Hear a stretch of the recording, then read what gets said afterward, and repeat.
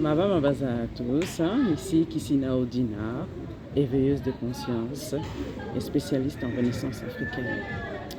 Regardez, nous avons ce magnifique masque qui est en fait une divinité que j'ai réveillée pleinement hier. Donc ce masque-là, cette divinité-là.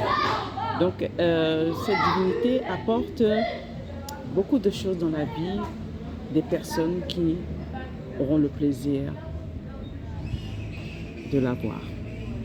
Donc, on parle ici d'une divinité qui est éveillée et qui a besoin de sa véritable famille, parce que nous parlons de divinité et nous parlons de famille. Alors, qu'est-ce que cette divinité apporte? Alors, je porte cette magnifique divinité. Cette divinité apporte la paix de l'âme et la sagesse. Donc c'est une divinité, il y a un peu de bruit là, c'est les enfants, c'est les vacances ici. Donc cette divinité apporte, comme je l'ai dit, la paix de l'âme, la tranquillité et aussi la sagesse. Donc elle est faite en bois de kapok. Donc pour ceux qui connaissent, on appelle ça aussi fromager. Donc c'est à partir de ce bois précieux que sont faites les boîtes de camembert, de fromage. Donc le bois kapok, c'est un bois extrêmement sacré. Donc les Mayas l'utilisaient, pour eux c'était l'axe du monde. Donc l'axe du monde, donc pour expliquer grosso modo, donc c'est ce qui réunit le monde d'en haut et puis le monde céleste et le monde terrestre. Donc on peut grosso modo expliquer aussi que c'est l'énergie de la Kundalini qui part du bas du dos et qui monte jusqu'aux cieux. Donc voilà. Donc pour les Mayas, donc, le kapok, ce bois-là, est l'axe du monde. Voilà.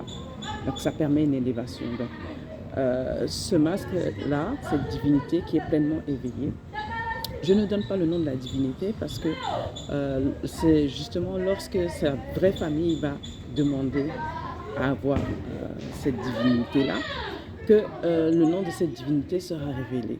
Et donc, lorsqu'on connaît le nom de cette divinité, donc ça agit pleinement.